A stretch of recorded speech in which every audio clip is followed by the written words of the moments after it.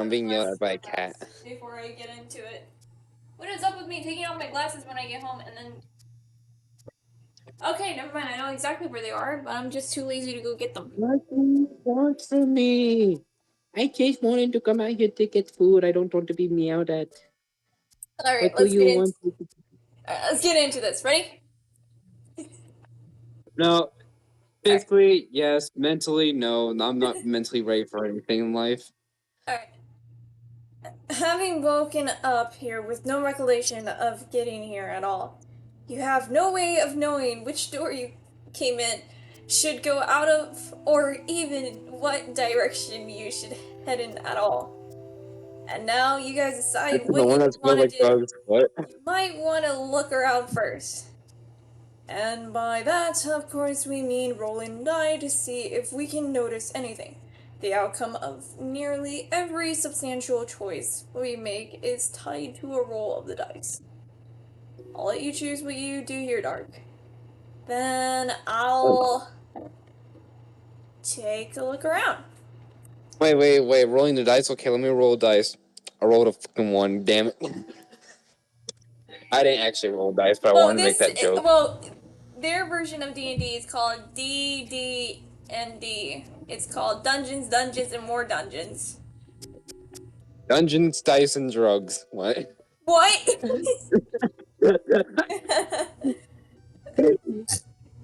Ugh. Oh god, excuse me. I'm dying over you. No. For like I don't even know what time. I don't count how many times I've died, and I don't care. Oh no, my brother has died more times than anyone in his D&D campaign. I wasn't talking about D&D, I was talking about IRL. Oh, wait, what? Anywho. That's not... And what I said was not a joke, by the way. Oh, damn. Okay. Ford shows you what to roll for the investigation check, and Dipper flips through his notebook, ready to tell you what you see. I rolled a seduce. Oh, nice roll. Tracked to one of the walls of this room is a note that reads, "Proceed with caution, homies." Tyrus pockets the note, and in the distance you hear the faint sound of rushing water. What do you do next? What's the state of the door behind us? See for yourself. I'm still the DM. I can't respond unless you check the door. Did you hear what I said a moment ago? What? When you said roll, I said I rolled seduce. That reminds me of Sable, his ex, Moth's ex playing D&D. And Luna's like, "Can I roll for seduce?" And wait, no. I don't know what happened. It was Moth was the DM master. I think it was Sable like, "Can I roll for seduce?" And then he's like, "No." And then oh god, no! He scared me so much I just fucking screamed. Be gone, demon. Be gone. No. Be gone. No. I don't wanna. Be gone, Bill. I'll grab a fresh Sans. I will fucking do it. No, not fresh. Anything but fresh. Alright, anyway. Ford casts Detect Magic, and after confirming with a Dipper that there is no magic behind the door, pushes it open. The three of you leave through the door. Nice. Can I seduce the door? What is up with you and seducing? No. Wait. Hey, Sable, wasn't there a story about you, Moth, and your guys' exes playing D&D and the seducing? I was just referencing a stupid video I remember seeing one time. It was like an animation thing. Everybody in the video just kept asking to seduce the door, and then there's still one person who actually just regularly opened the door. There was a treasure chest inside, and then they asked, "Can I seduce the treasure chest?" Oh, speaking of seduce, no, not seduce. Speaking of animation, Dude, Abel can seduce you. That's not what I want. Okay, not seduce. I messed up. Speaking of animation, I'm working on a Bill Cipher animation. Sable can seduce you. What do you want? I'm working on a Bill Cipher animation, guys. But you guys would be happy. Drugs. No. I don't know. I don't know. I didn't like what you're saying because I was being stupid. Alright. Where was I? Alright. As the last of you step through the doorway, it melts, sweeping into the wall. Oh, and this is Dipper. I'm doing my voice.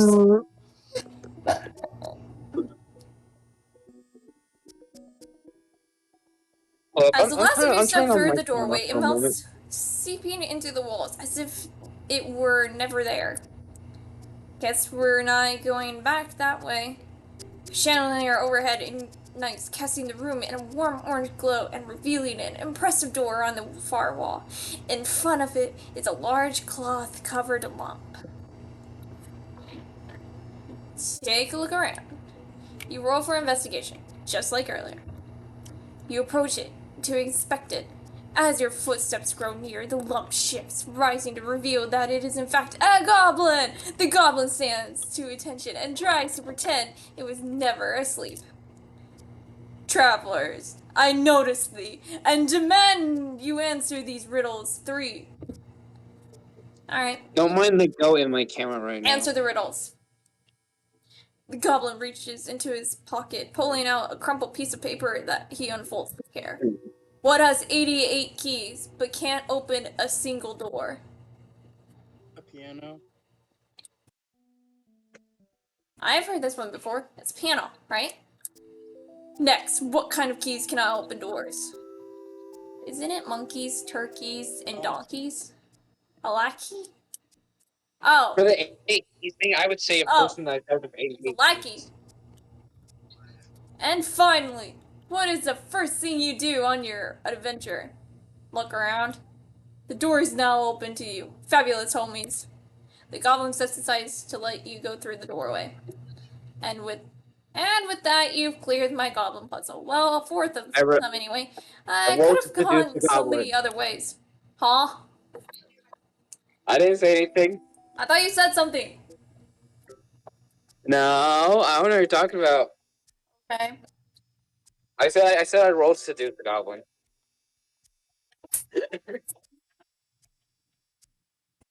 The average bard in D&D. Even though I've never played D&D, nor have I ever used a bard in any game that has access to that. I just spit out some of my water, dummy! Because of you! It's a lot for making me do a spit take. Anywho. Dipper then beams and you follow his line of sight to realize it's because Ford just gave Dipper an encouraging smile of his own. As soon as you enter the next room, the walls melts over the doorway, sealing you in. Glancing around the far wall of the room seems to be a different material color than the rest, though it could just be the lighting. To the left, you see rows of orbs affixed to the wall.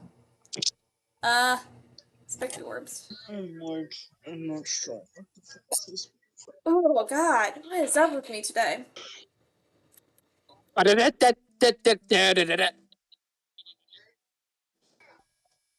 Of course. After inspecting and interacting with orbs for a few minutes, you come to realize a few things. There are 26 orbs. You can touch them to make them glow. You can only touch 6 of the orbs at a time, and once 7 are touched, all orbs fade to their original color. Each orb is labeled with the integers that run consecutively from 1 to 26, starting from leftmost orb. Oh my god! What is up with me today? No! Looks like we need a password for this one, Dark. If the puzzles is fair, it must be a word we've already been introduced to. One that stands out. You think, and think back to the first room when Tyrus pocketed a note from the first room, the dungeon. What was that word again?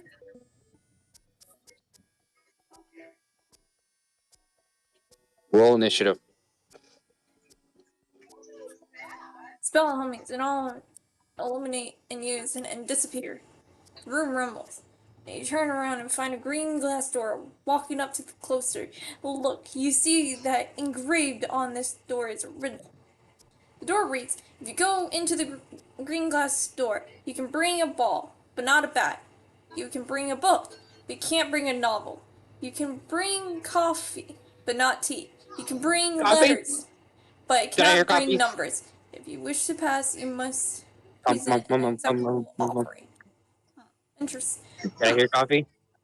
No! You're coffee banned. Yeah. I want coffee. Interesting. Ah, fuck, I fucked that one up. Interesting one, Dipper. Let's Coffee. think. A ball, but not a bat. I think I understand. Dark, would you bring through the door? Would it be an offer my Baron's Book of Spells? And Tyrus offers its cutlass. The door dissolves, letting the party pass through. While Dipper's flipping through his notebook for the next part in the dungeon, Ford nudges you, holding up a hand up with high six. That was a nice job, Dark. I'm impressed. You got the riddle. Is it hot in here, or is it just side effect of the green glass door disintegrating? The high six Ford beaming as Dipper finds the page he needs to continue the game. The green glass door swings open. You go through. To freedom! And there it is, the end of the dungeon. I cut it down a bit on the fly. I didn't want to make it too long. I would have run a murder mystery I've planned out for ages, but my test runs have never, gone very well with the focus group. So, what do you think? Honest? Roll for drugs.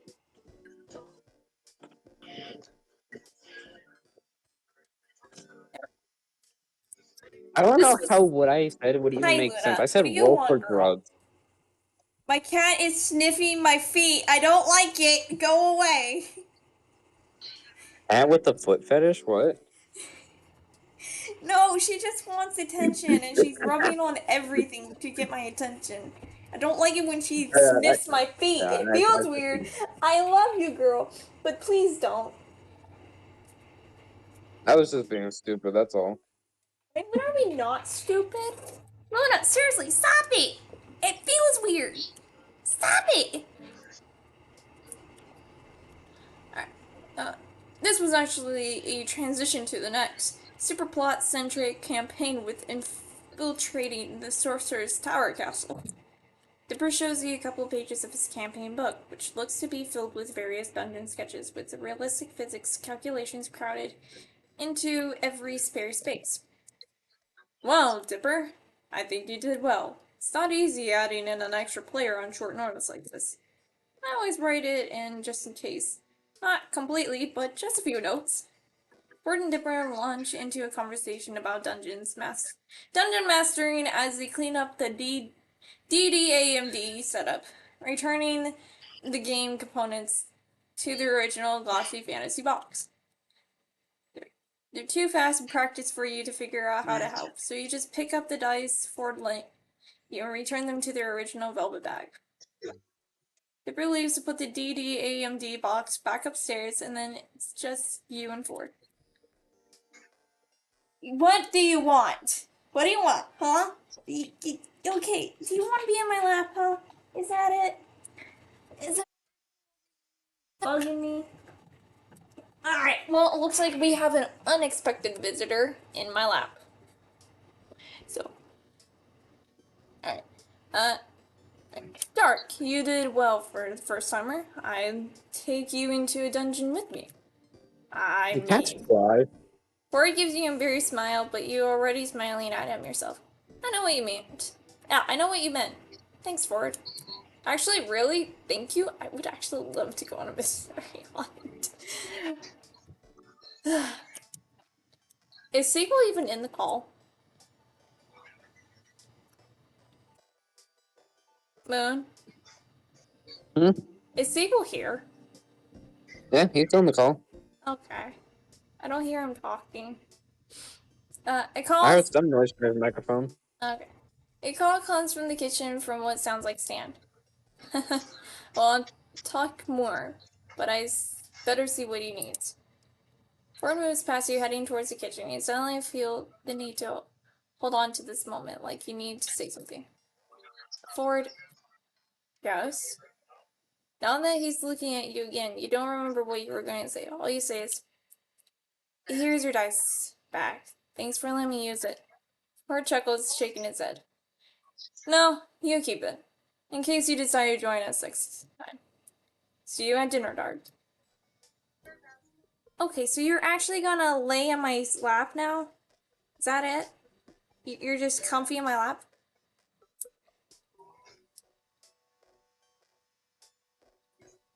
Is it? Yes. My cat is just sitting in my lap. She's not even doing anything. She's just sitting and staring at my computer. Can cats fly? No! Make No! me fly. No! just the most random thing I have to say is just, can cats fly? No! Someone thumps their fists on the storage room door, stirring you from sleep with a jolt and a thud as you fall off the mattress. Scrambling to your feet, you step over the door and swing it open wide. Dark, I need your help! It's at that moment that you look down to see Waddles waddling in her arms, wearing a top hat and a small bow tie. Why is Waddle looking so dapper? He does look pretty dashing, doesn't he? Wait, we're not here to dish out compliments. There's an emergency! A love emergency! Mabel stares up at you with wide eyes, her little arms unmoving as Waddle attempts to wiggle free from her gasp. This kid's stronger than she looks. Knowing Mabel, this could mean she has a new crush. From Dipper's told you, she's still deeply rooted in her boy crazy phase, or she desperately wants to wed Waddles to some unexpected critter outside. Waddles and Gompers are renewing their vows today, and I can't find Gompers to put his gown on. You gotta help me find him. You weren't actually expecting your second guess to be right. Are you gonna... Well, she's asleep. Well, not asleep. She's laying down in my lap and staring up at me. Okay, you can stop flicking your tail at my wrist. Okay, wait, Mabel, just calm down for a second. But we have to find Gompers. The ceremony is in 20 minutes. Waddle wiggles himself free and runs down the hallway to freedom, ignoring Mabel's shriek of protest as she chases him. You're compelled to go back to bed, deciding this is almost definitely a dream, but jog after Mabel regardless. You catch sight of Mabel just as she leaps over Dipper, who's sitting on the floor with a large array of craft paper and chewed pencils. She runs to the back door, suspiciously open, after Waddle's snorting self, yelling at him not to lose his tie. What, Mabel, what's going on? Waddles! Ah, shit. Waddles! Wedding. Gompers? Her little out of breath, Mabel's fast. Dipper smacks a hand to his forehead, dragging it down to his face dramatically. Of course, she told me they're renewing vows or something. They got married last summer, but she misses the pizzazz of weddings. Dipper looks nonplussed, but you can tell he's at least a little invested. Are you gonna help with her? Whatever that was? I don't even want to imagine it failing. And with that, you run past him. Dipper stutters of surprise, growing fainter as you head outside. Mabel's already a ways away when you burst out the shack back door. Fortunately, Stan and Ford are nowhere in sight. You're not sure what you think of them finding you searching for a goat bride as Mabel calls out to lure Gompers home. Come on, Gompers! Hurry, book this second honeymoon! And the caterers are gonna be mad! Runaway brides are so cliche! She's seriously invested in the farm critter marriage. That, or she's watched way too many dramatic romance movies. Or both. Gompers! Come on, goat! Pal! Where are you? Okay. I thought someone was calling my name. You hear Dipper head towards Mabel to help her look, so you veer opposite, opting to cover more ground in search of the runaway goat bride. On the roof. Walk backwards and put a hand to your brow, shielding your eyes from the sun. As you search the scaffolding of the shack, nothing. You continue walking side now until rays of sunlight obscure the view above the sign for the gift shop. Rather serendipitously, a cloud hangs overhead to block the sun, and you're able to look up higher, seeing the misspelled lettering, the various wear and tear in the roof, and a small billy goat munching on part of the weather vane. Wait. Hey, Mabel? Yeah? You point up to the roof at Gompers. Here comes Bride. Mabel shrieks, fuck. Mabel shrieks Gompers and sprints into the gift shop, slamming the door so hard the open sign flips to close. There's silence for a moment then something flips open on the roof. Small balcony, and Mabel pops out from underneath, climbing up onto the roof and attempting to coax Gompers down.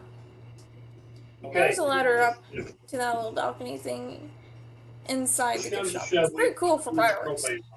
It pulls a sandwich from her sleeve. Can't help but imagine what else she has up there. And waves him in Gomper's direction, and he trots towards the balcony, hopping down to Mabel's level and snatching the sandwich from her hand. She grabs a goat and heads back down the ladder into the gift shop. Oh, Gompers, you can't get the pre-wedding jitters anymore. You're already married. You can't get away from that easy. Thanks to Billy and Dark, you saved the wedding. And with that, Mabel gets to work on wrestling Gompers to his rest, yelling commands to Dipper to grab Waddles, who thankfully didn't get his bow tied dirty when he dashed away earlier, and get everything ready for the most important ceremony in the history of forever. Maybe an exaggeration, but Mabel's excitement is undoubtedly contagious. Okay, once Dip finds Waddles, I think we got everything ready. I am, of course, the Vicar Proud Mother musical guest combo. Dipper's gonna take pictures for my scrapbook. Hey, I never agreed to that. Dipper, please. I gotta officiate. Do you mean officiate? See? I'm so busy I can't even talk right. Please, Dipper. I'll help you with some nerd thing later. I pinky swear. Dipper contemplates this. Hand at his chin, mirroring his grunkle forward, of course. As long as you actually do this time. Then, yeah, I'll take pictures. Beaver jumps up and down with excitement, jostling poor Gompers in her arm. Yay, thank you, Dipper. I owe you one. This is what the best brother looks like right here, Dark. Okay, I'll have to do that whole thing again. I'll get back to Waddles. Get back here. Okay, now we have that fixed. That means wait. Zeus left already. My ring bearer is gone. Oh no, what are we gonna do? Gompers? Gompers gives an intelligent answer of Bot, chewing on his bridal veil. I could ask her, but I don't know. Gompers chooses that moment to look into Mabel's eyes and believe in her intensely. Mabel naturally takes this as a sign from a goat. You're right. Of course, this is your special day. Again. Mabel turns to you with pleading eyes. Hey, Dark. Could you be the new ring bearer for the ceremony? That would give me no greater honor. I'm very invested in this partnership, Mabel. I gotta see through. Mabel beams, obviously very pleased that you're taking this as seriously as she is. Thank you, Dark. Let's get this show on the road, or this wedding on the backyard. Why did I say backward? On the backyard, it still works. Because drugs. Stop it with the drugs! Make me. Oh, I can make you. How so? By not getting online tonight, even though it's my late night.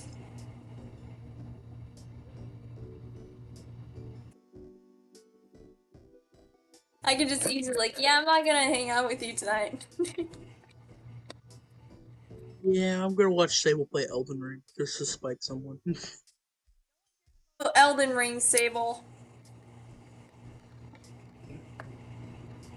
Like, oh, Lego is better. what'd you say? I said Lego is better than Elden Rings. To be honest, I would rather build Legos than play Elden Rings. Take that back. Oh, I'm not taking it back.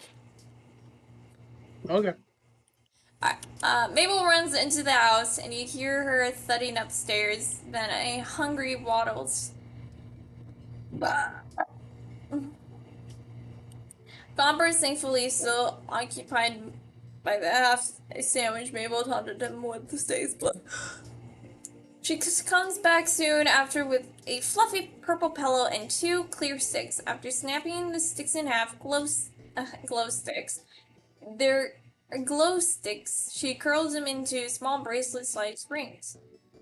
These are much much more fun than rings. Plus, Waddles can put it on his tail to look super handsome. Waddle oinks in agreement. In his mad dash out of the house, he's lost his top hat. Hold your hands out, palms up, and get down so you're not as tall, so they can't put the rings on each other if you're way up there. She's got a point. You duck to your knees in the dirt, and Mabel turns your hands palms up, reverently placing the pillow and the glow sticks rings atop them. Okay, Mabel. I'm here with the camera for dark. Why are you on the ground? You gesture to the happy couple with a wide arc of your arm. They needed a ring bearer. Oh, I guess they do. Mabel nods, small hands on her hips. She looks over the wedding scene and mumbles to herself, checking things off in mental checklists. Okay, I think we have. Oh, wait! I forgot the flower petals. I'll be right back. And she's gone again, leaving you alone with a pig groom, a goat bride, and 2 glow stick bands of matrimony? Goat trim money? That kind of works. You decide not to correct that pun on Dipper, who's examining his disposable camera. He pops the back open inside, smacking a hand to his forehead. This one's out of film. It must have been the one Mabel used at Candy's party. He looks up at you and shrugs. I'll get one of my spares. Make sure these 2 don't go anywhere, or Mabel will. Well, you know Mabel. You don't know Mabel as long as Dipper has, but you understand immediately. They're left alone in the backyard with groom's pig and a bride goat, 2 glow sticks, and a broken disposable camera. Well, you'd love to say you've absolutely been in this situation before. You unfortunately have not. I really am happy for you both, Waddles and Gompers. Both animals turn to you nonchalant to their current state of events. But I can't believe Mabel forgot the flower petals. Jeez. Just as you go to continue the one-sided conversation between human, goat, pig, you hear 2 voices coming around from the house. 2 very familiar voices. Listen, Sixer, if you hadn't gone off about the wobbly junker, the gobblewonker Stanley, has Dipper really never told you? Then you would have freaked out the kid at the store we needed, and we'd have, oh, I don't know, the stuff to mix my house after you got a car stuck in it. It's still my house, and besides, if he was a fisherman, he needed to not. Both standing forward, round the corner to find you sitting on your heels, next to Waddles and Gomper's brandishing pillow and a glow sticks in the dirt. The 3 of you stare at each other in silence. Mabel needed a ring bearer for the wedding. It's at this moment that Mabel kicks down the back door, runs to your side, and throws rose petals atop your head. Ta-da! You blow a rose petal off the tip of your nose and grin at Mabel. I think our bride and groom are ready to renew their vows, don't you? Mabel nods empathetically at you before turning to her grunkles, lighting up a 100-watt smile. Yes, Uncle Sam, Greco Ford. You guys got back just in time. And just like that, Mabel pushes Stan forward you and hugs their hands so they sit across from you. Stan complains about his knees, and Ford asks Dipper exactly why the pig and the goat are betrothed. Fits with what you know about what you know about both at this point. My dyslexia. I hate reading.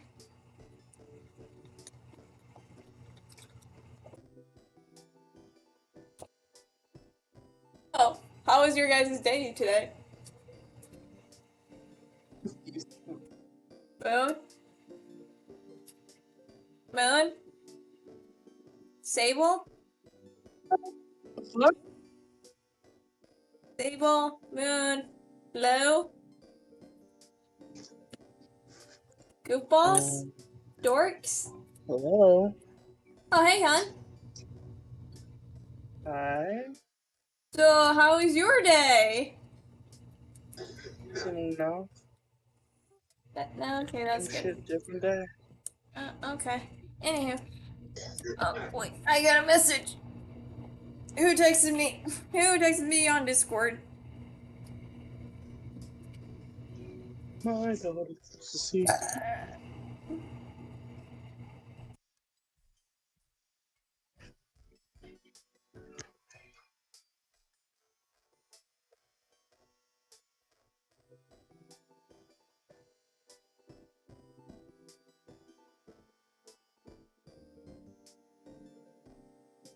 Mabel makes way with the wedding, and you sit across.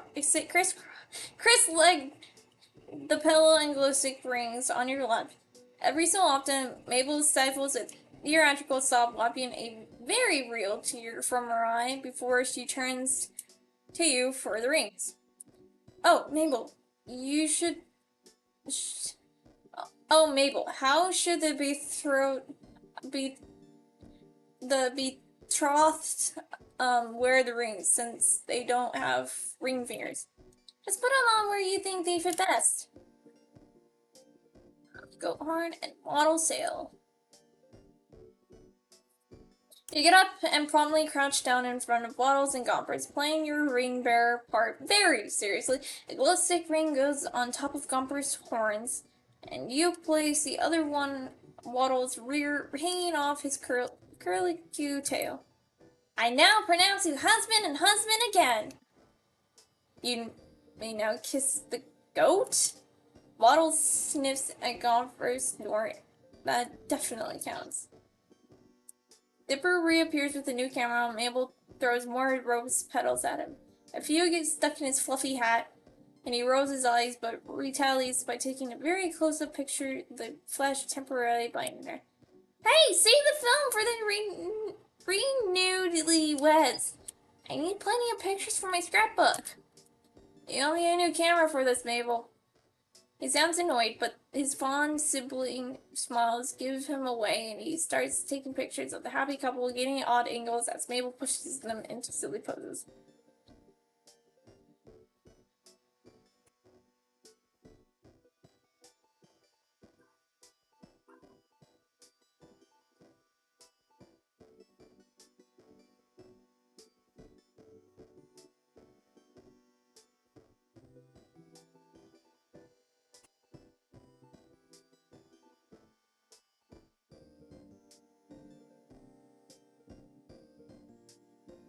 Okay, alright. You step away from the scene and go to head back into the house, being a ring bearer. It's thirsty work, but Sam and Ford stop you before you make it to the door. Hey, Dark. Thanks for playing along with Mabel with the whole wedding thing. We're both glad you're willing to entertain her whenever we're gone. So, didn't make you do it, did she? Oh, she didn't. She needed a ring bearer, so I stepped up to help. Sam and Ford arch matching rounds at you. very invested in the marriage of a goat and a pig, you know. Three of you laugh and Sans pats your shoulder. Ford gives you a warm smile. Well, I'm glad you're as into all that as she is. Thank you for that. Yeah, kid, it's nice of you to be, nicer, you know? Ford takes a step forward on the patio, peering down at you through his cracked glasses. Be somewhat intimidated if it wasn't for the fact that he's blushing.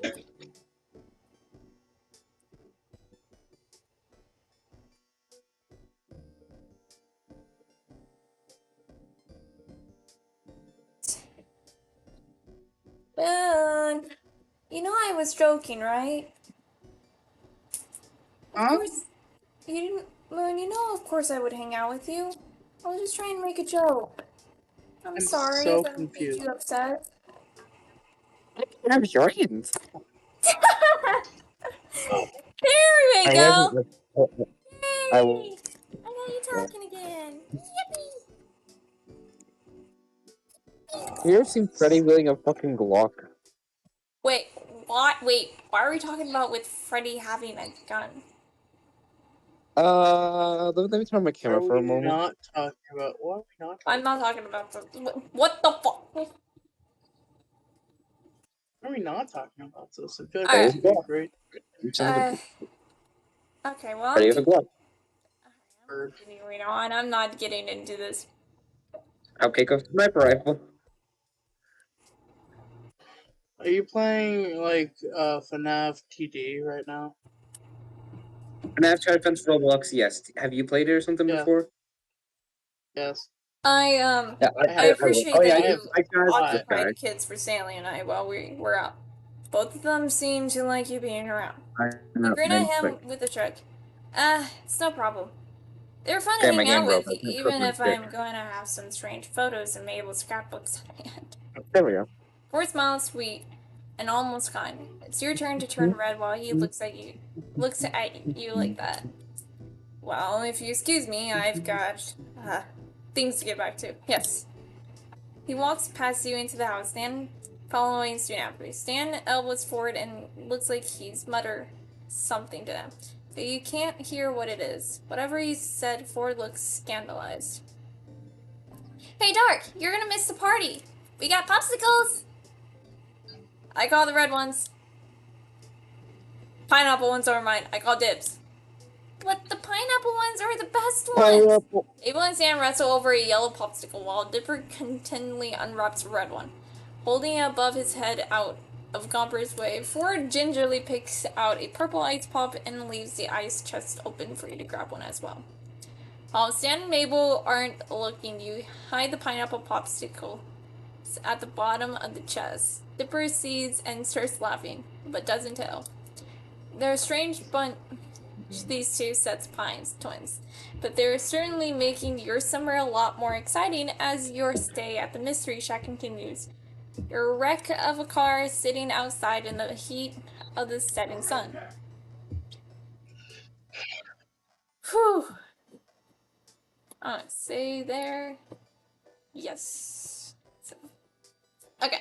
It's another day of summer with nothing to do but wait. Your schedule is surprisingly clear today. Ford usually has something going on for you to help with, and if not, Stan, Suits, or the kids do. Who do you want to find? Ford! You pass through the living room, and Mabel spots you from her seat at the table. Dark, I was hoping I'd see you. Come on, I want to ask you something. Mabel points down at a table with a raspberry pink colored pencil. Her art supplies scattered across the table, lying across the various sheets of paper with brightly colored doodles and lots of glitter. You see a drawing that looks like a cross between Barney and Godzilla.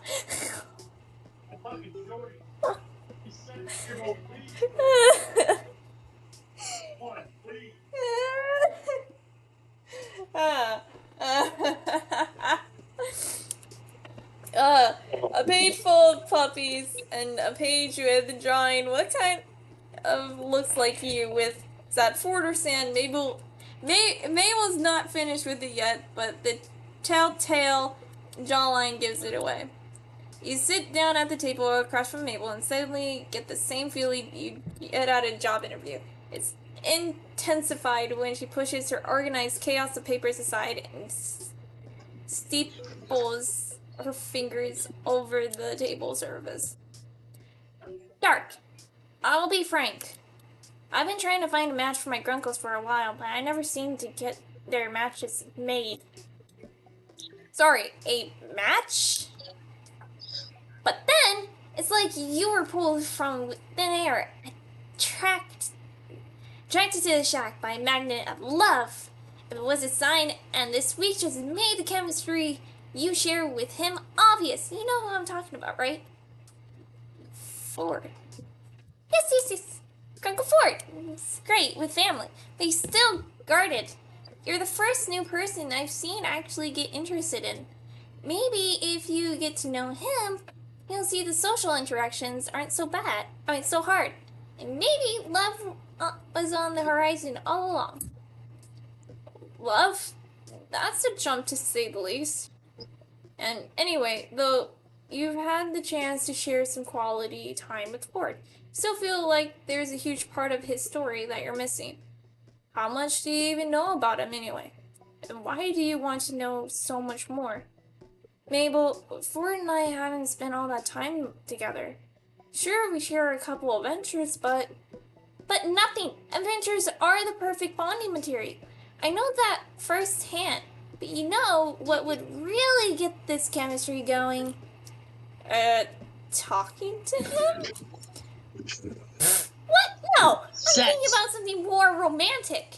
Hold on, I'm getting an idea. I'll get everything ready. Dark, you just focus on falling completely and utterly in love. Matchmaker Mabel is back in the game. Oh my god. Enjoy completely being. What? Hi. I can explain. I'm gonna assume no one heard what I said. Wait, what did you say? I said, well, there's nothing better than an adventure to bring two people together. Sex! No! No, I'm quoting that. Quoting that. I'm quoting it.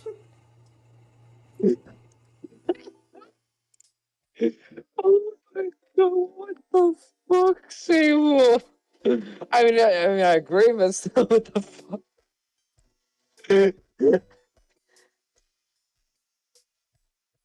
Jesus Christ. Oh my god, hilarious.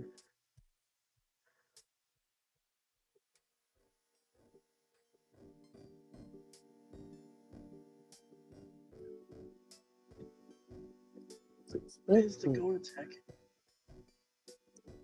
There we go. I can both with your what?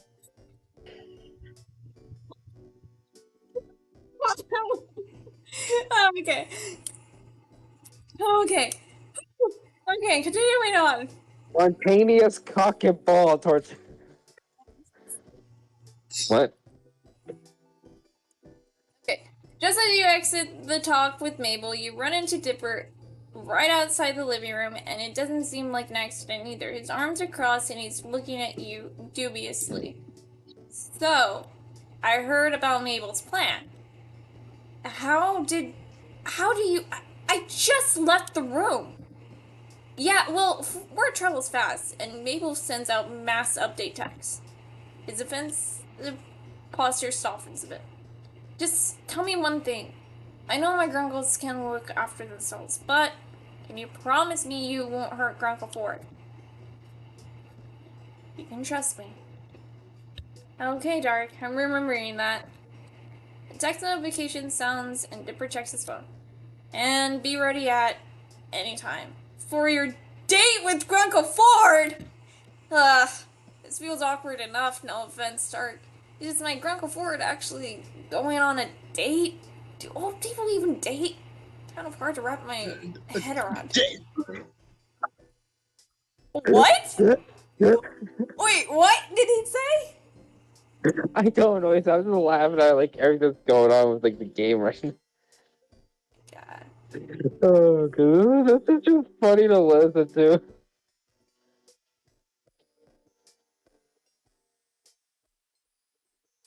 Anywho, I hope Mabel doesn't ask me for my help tomorrow. I mean, I have enough trouble trying to date for myself. Mabel calls down from the upstairs. Hey, Dip Drop! I'm gonna need your help tomorrow. Well, never mind. During the next few days, you, Ford, and Dipper got further into the DD and MD campaign you left off on. And you have time to flesh Alex out to complement Tyros and Viran on the team. Dipper tells you the three-person troop is typically small for DD and MD group. You've been getting the hang of the game, mostly from taking advantage of Ford's helpful nudges in the right direction. You notice Ford staring at you during the games sometimes, and you can't deny that you've been caught doing the same. After your fateful chat with Mabel, you're on edge and wait for her to pull something out of her sleeve. Every time she bursts into the room with fistfuls of crayons, you jump at least a foot in the air. But you've been doing your best to pretend everything's normal. At least as normal as it gets in Gravity Falls. You ventured out into town earlier today and did some tourist-worthy exploring and ran into the Pines family at Greasy's Diners about an hour later. According to Giddy Dipper and Exasperated Ford, a door to another plane had appeared in the fridge instead of food. Post documentation and inspection, and lots of skeptical squinting from Dipper and complaints from Stan. Ford had suggested they all just wait it out. It was gone by the time he got back. You secretly hoped to catch a glimpse, but when you asked Ford about it, he assured you it was nothing special, wouldn't even have ranked among his top 10. He said, pushing up his glasses up on his nose. After that series of fridge-related events, the shack felt quiet. Dipper ventured out with his camera equipment off to film something amazing, and Stan's in his office, checking in with his sources, whatever that means. That leaves you and Ford both intently reading on the shack's patio. It's warm, comfortable, yet the overhang shields your eyes from blinding summer sunlight. You glance over at Ford, and he looks calm and collected, same as he's been all week. Conversely, you've been a little nervous around him ever since Mabel's matchmaking interview. It's not that you haven't thought of him in that light before. It's that you never plan on actually trying it out. Hold on, cat's crying. Luna! Luna! Hey! Oh my goodness, you want to come up in my lap? Hi, baby girl. Come here. Come here. Oh my goodness, you're so fat and heavy. Oh, I love you. Oh, you're so good. Yeah, who's a good girl? You're a good girl. Yeah. Mwah. Mwah. Mwah. So cute. I love you. I love you, girl. You mean a lot to me. Yeah. Alright. Right. You can always ask Mabel to call off the matchmaking thing. After spending the past couple days convinced that Mabel was going to spring an unavoidable romantic situation on you at moment's notice, you'd rather not live with that kind of anxious anticipation. You settle back into your book. A paperback Ford lent you is a jargon-heavy sci-fi with an abstract cover you probably would have overlooked on a bookshelf, and you think you're about to see the first glimpse of the plot after a three-chapter introduction. You go turn the page of your book, but the back door slams open. Mabel explodes onto the porch, armed with oven mitts and an apron. Dark! Uncle Ford, I need help, and I need it now! Ford sits up, a wide-eyed look, fixing his glasses that had been startled off the bridge of his nose. What is it? Is something burning? It's something burning in the kitchen. I need help baking. Ford relaxes enough to look at a bookmark in his dog-eared novel and closes it, but looks to Mabel with an air of bewilderment. Grandma's throwing a... I can't... I am not German. I can't read it. I'm not gonna even try to pronounce it. Party for Marius. When he comes... for Marius when he comes to visit. I volunteered to making cupcakes. I was like, yeah, I can totally bake a batch of cupcakes. But as it turns out, smoke and fumes from the back doorway inevitable, followed by the screech of the fire alarm inside. Mabel wrings her mid gloves and winces guilty. I can't. Mabel rushes back into the house, you and Ford coming close after. You reach the door in time to see Ford unruffled drag a chair over to the smoke detector and disable it as easily as flipping a light switch. As for smoke, you go straight for the kitchen window and open it, fanning the smoke out of the house. Mabel looks guilty at you both, attempting to wave the smoke out with her oven mitts. Now that you really look at her, you notice there's flour on her sweater, and the kitchen floor, and the kitchen counter, leading to one lopsided bag of flour surrounded by a similar mess of ingredients.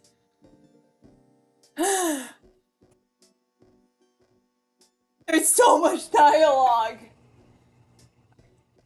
So much dialogue. Okay. Ugh. Looks like you could use a... fuck! Looks like you can use a hand, Mabel. Why didn't you ask for help much sooner? I'm sorry, Grunkle Ford. I wanted to make them myself. She wilts under exaggerated despair. But I need these cupcakes, and I need your help. She points at Ford. And your help! Mabel then moves her pointed finger to you. Oh dear. Both of you absolutely need to help me with this.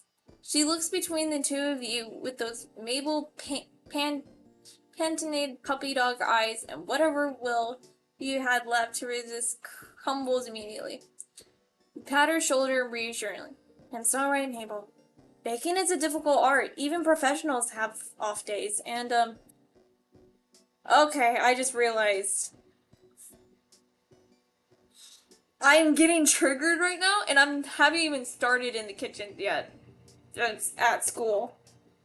Moon. Sable? Guys? Hello? Moon! Sable! Doofuses? Guys? Guys?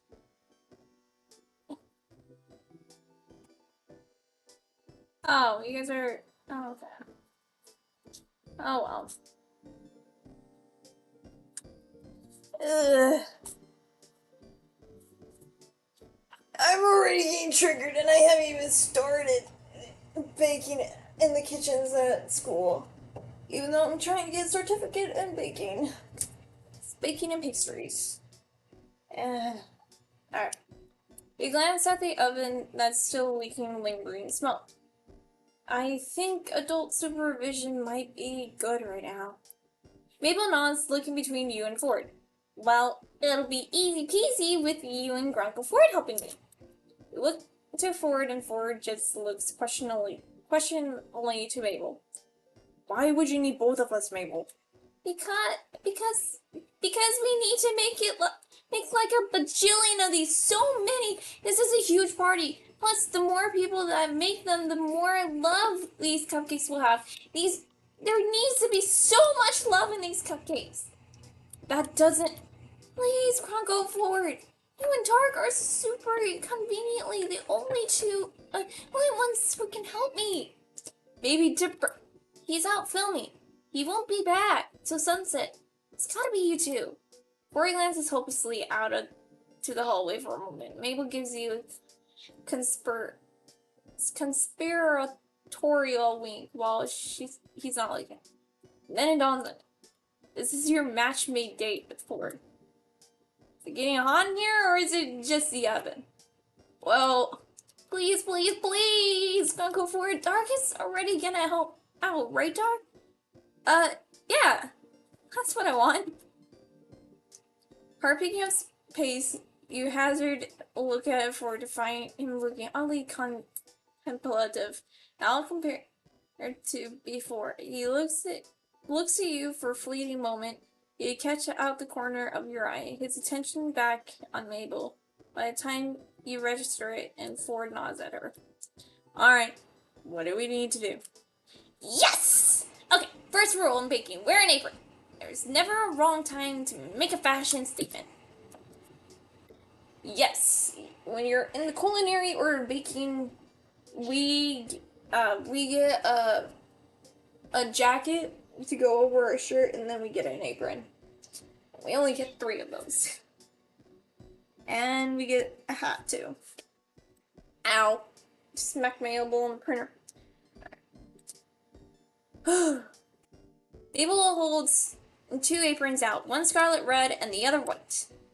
You have absolutely no idea when Mabel even retrieved these aprons in the first place. But she already picked who gets which one. Red apron is tossed to you, and the white one is thrown to Ford.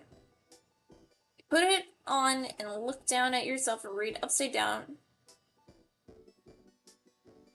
Really? Really? Okay, I'm not gonna get into this. Cross your chest with a picture of a fiery girl beneath it.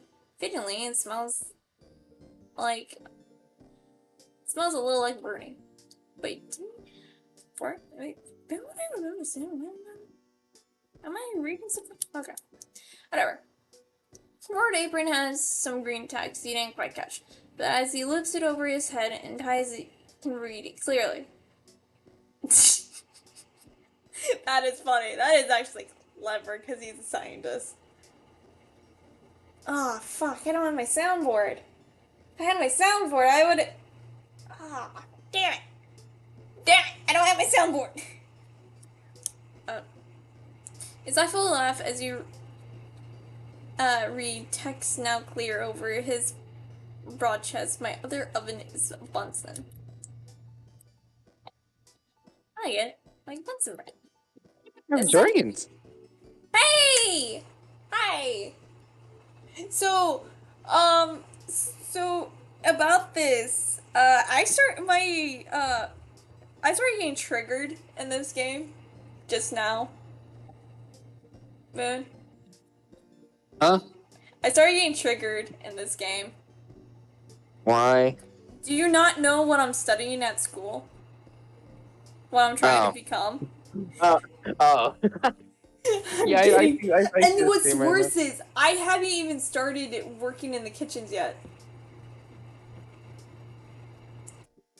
I have 3 weeks before I'm in the kitchens.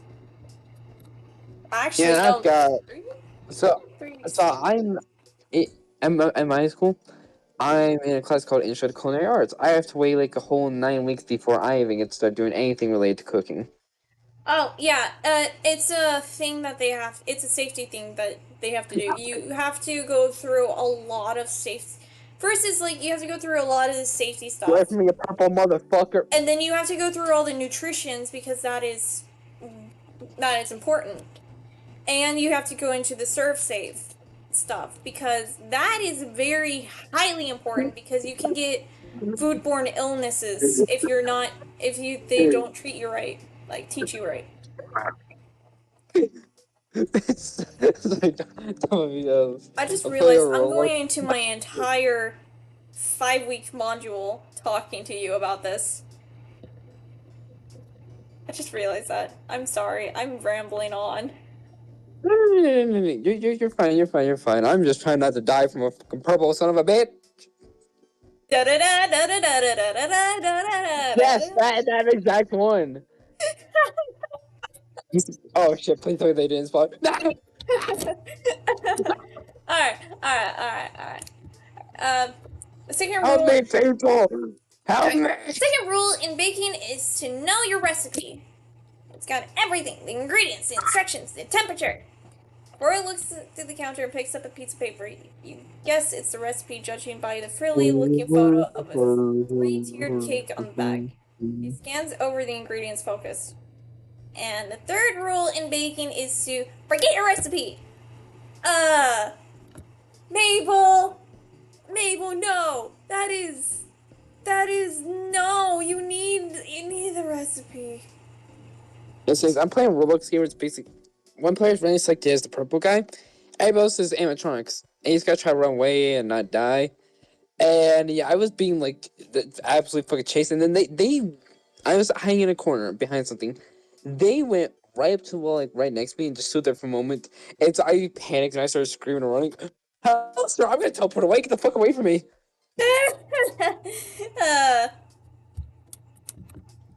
But that's You ain't touching my buns, hun. if rule 2 doesn't work out. How are you looking, Grandpa Ford?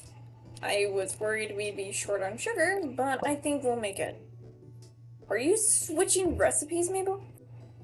There are ingredients listed here that aren't already on the counter. Mabel laughs loudly and attempts to clap Ford on his shoulder. She only manages to reach his elbow, and you suddenly suspect that whatever baked good Mabel had burned in the oven earlier was a fabricated failure.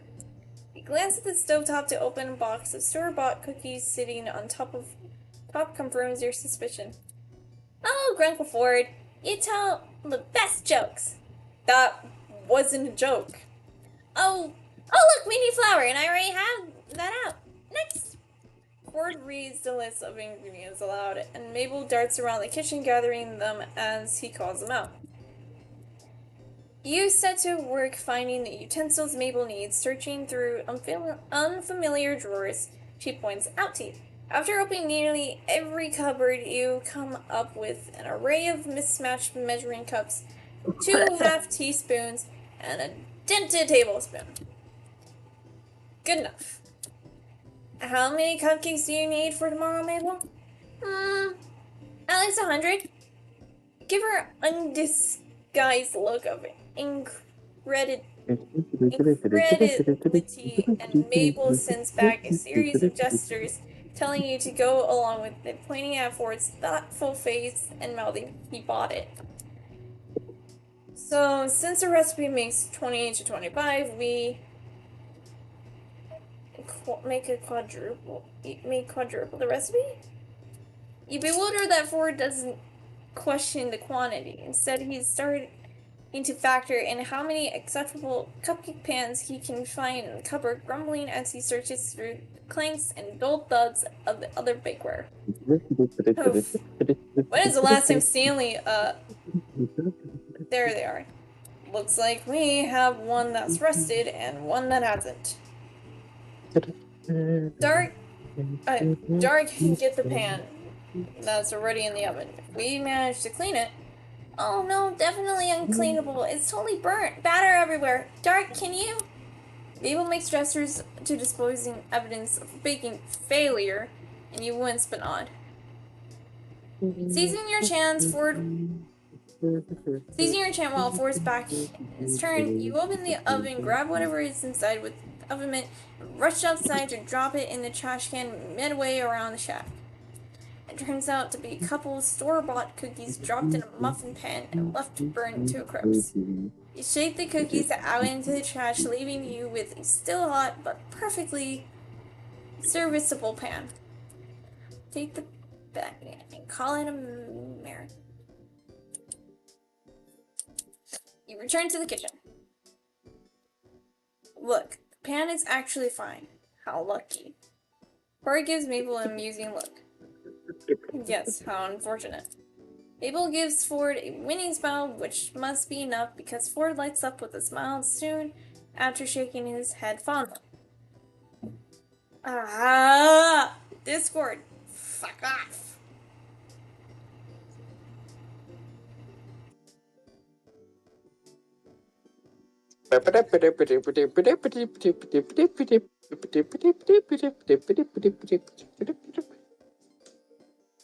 I'm a fucking golden bear. Oh, set that shit up! A fucking golden bear. Oh, fuck! Shit! Oh, no, that's my school of rock thing. I need to keep that. I don't want it bent. I am tempted to put on music, but I don't want to get copyrighted. I want to put music on, but I want to get I am copyrighted. 1 minute away from fucking dying. Alright, you see that Ford has brought a mixing bowl out while you were gone and whipped away most of the excess flour from the counter. He settles back into the role of recipe reader now that you're back. I've already turned down the oven to the correct temperature.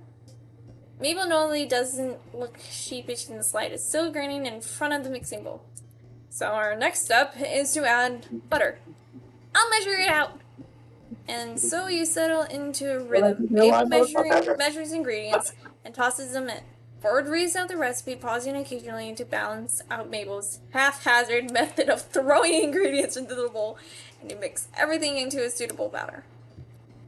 2 ingredients later, you notice that Ford rolled his sleeves up to his elbows as he works. You could get used to the sight of him like this. You don't notice Ford returning your stare until he clears his throat. Apparently, you're ogling lasts just a moment too long. What do you need? I'm not letting you out. Go lay down.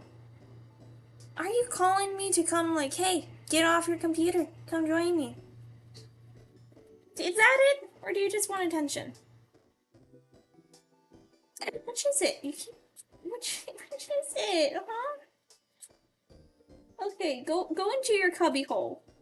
Yeah, go. No, don't. Ah. Dark. Yeah. I just added the first cup of flour. You can stir it now. Oh, right.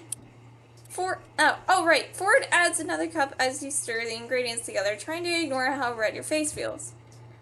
Can I stir your organs into a bloody soup? What? What? What? Wait, what? I didn't think. What? No. Okay, fine. What I said was, can I stir your organs into a bloody soup? The fuck? Alright. Look at you two, working so well together. It's like you don't even need me to be perfect. You know she's talking about the matchmaking, but Ford doesn't take it that way. That's not entirely accurate. You're an essential member of our baking trio. After all, who else is creative enough to come up with an undefined name of all these cupcakes? You're right, I haven't even thought about that yet. Mabel stands on a chair next to Ford to reach the counter, hops up, and sits at the edge of the counter. Lovey-dovey or lovey-dovey? God, I can't decide. I can't decide whether you should live or die. You probably go to heaven. Please don't hang your head and cry. I wonder why. Said and said, it's cold and hot and petrified. Lock the doors and close the blinds. We're going for a ride. Well, like the moment you started singing, I was bad at starting. Like the moment I started go singing, I heard you and was like, wait, like I stopped for a moment to see if you were bad at singing the same thing. You did, yeah, you always start singing the entire thing. Oh, Basically, I could throw you simple. in the lake or feed you poison birthday cake. I won't deny I'm gonna miss you when you're gone. Oh, I could bury you alive, but you might crawl out with the knife and kill me when I'm sleeping. That's why. But to put plain simple, like we were thinking the exact same thing. Like, really, that's the perfect example of like mother like daughter. Oh, definitely.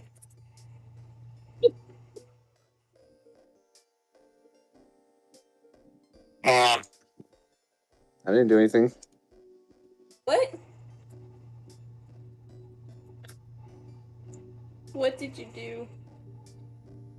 The noise I made. Yeah, so, question. I'm already questioning it. Can ghosts fly? Goats can't fly. What's up with you and wanting to make sure that animals can fly? What are you planning? What are you planning? They told me the goat I threw off a cliff isn't gonna live. I feel like you're plotting something. Did you not hear what I just said? No. I said, oh, so the goat I just threw off a cliff isn't gonna live? Wait, what? Wait, what did you do? Rude! I didn't actually do anything. I wanted to see your reaction. Okay. So you're telling me if I throw this cat out a window, it's not gonna survive? You just fucking cut out. I didn't hear shit you Don't said. throw the cat! Heidi, come here! Alright, Get it! while Mabel works it out with her creative genius, Ford scoops out the Actually, last cup of flour, going to wipe the excess back into the bag with his finger. Wait, I have the perfect idea! She lifts her arm in triumph and promptly sends Dark's Ford. husband said, "Hi." Hi, hun. is I'm gonna go make this for dinner real quick. That actually kind of scared the shit out of me because I didn't expect like a random Fight bot. me. No, we will not fight you. I bet. Come here, fight. Okay, I'll just leave you two to fight. Bro, my brain just Fight went me. straight to my brain not just went gonna straight fight. to Uzi from like my brain went straight to Uzi from Merge Drones, and well, let's just say Fight me. I'm come here, fight me, come on. She lifts her arm and tries. I will chop your dick off. And promptly sends Ford's heaped cup of flour flying. Ford fumbles to catch it, but it ultimately fails, and the cup, along with the bag, fall into the mixing bowl, sending a mushroom cloud of flour into your faces. Flour cakes Ford's glasses, along with his nose, cheeks, and forehead, and the front of his hair, to the point where the color is indistinguishable from his usual streak of gray. Mabel, thankfully sitting to the side at her perch on the counter, only got half covered in the explosion of flour, even though she's already got various spots of flour all over her sweater. Oops. It's okay, Mabel. Here, take this and dust the flour off. Mabel attempts to brush flour off her sweater, and Ford takes off his glasses, blowing puffs of white from his lenses and wiping them clean with the hem of his turtleneck. He manages to clear most of the flour off his skin, but he misses a spot. Ford? I'm fine. I've had many messier adventures than my time than a bit of flour. No, that's not it. There's a lot of flour still here. What? No! He wipes at his hair and he pulls back, white-handed. Ford frowns at his floury hand. I'll deal with that later. For now, let's figure out what to do with this better. The three of you take a moment to stare at the disaster zone on the counter. Looks like the only thing we can do now is guess how much flour was added and scale the amount of the rest of the ingredients to match it.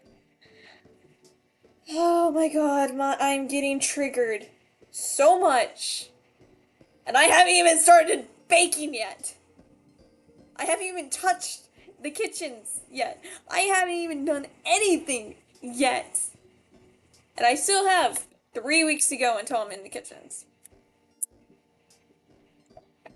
I was going to start over. But that's a brilliant idea, Dark. Let's do it. Mabel, do you have another bowl for this operation? Good thing I found this mega big bowl of mixing. Oh.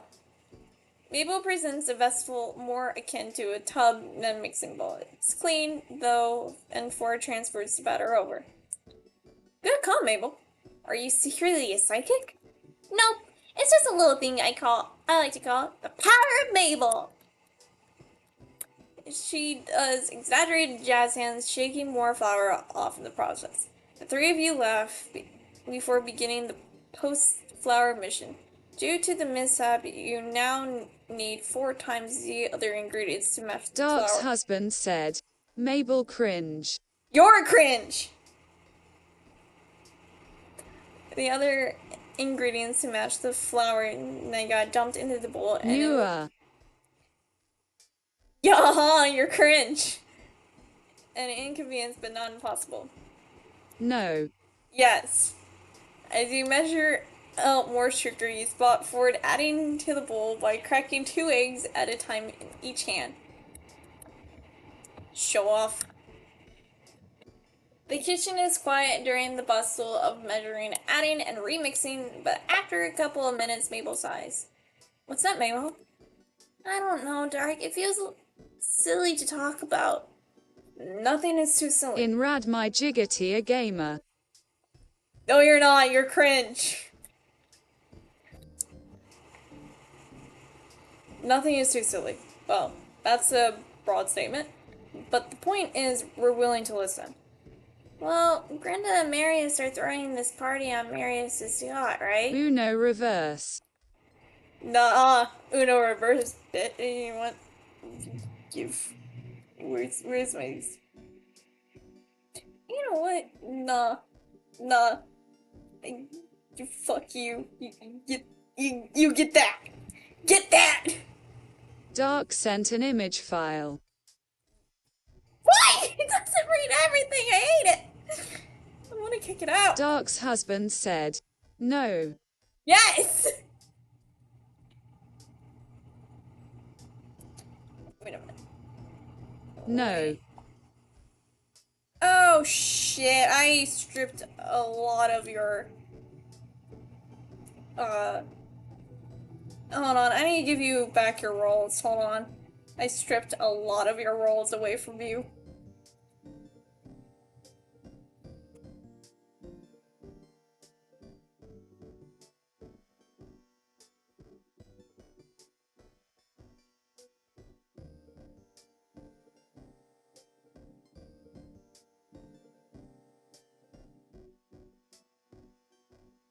Rolls.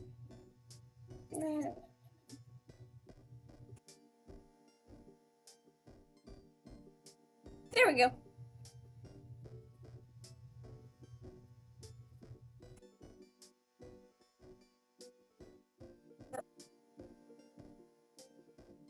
There you go. You got your rolls back. Anyway. You have no idea. Dark's husband said. What? I mean, I have shortens. Like I said, you got 4 of your rolls back. You have no idea who either of these people are, but play along for Mabel's sake. Yeah? They're really getting into the romance zone. Greta Why even told me Tackway that they already away? kissed. That was months ago, and I don't want to talk about it. Not here. Gives this a mild acknowledgement. Nah. Acknowledgement. So you have to amp up the reaction zone. They did not. They did so. Can you believe that? Oh. I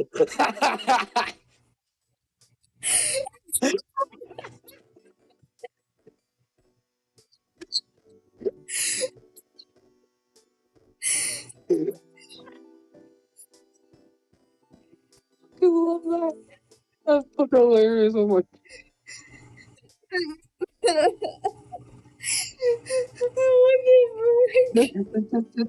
Just you talk like, and yeah, just you talking also. I just hear that. It's like, oh, I fucking love that. Sable, no! Don't do it again!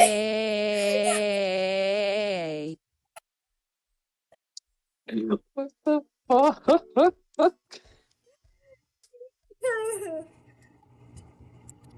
Seriously, I cannot believe that.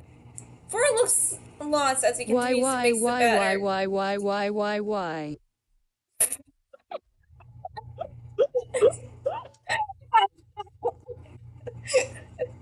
Sable, stop! Seriously, I will revoke your privileges. G.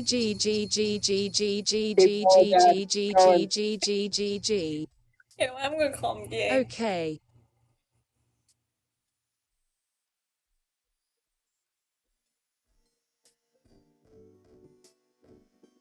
Sable, summon your inner fresh sands. No! Summon your inner fresh Dark sands. said, Dark's husband is gay.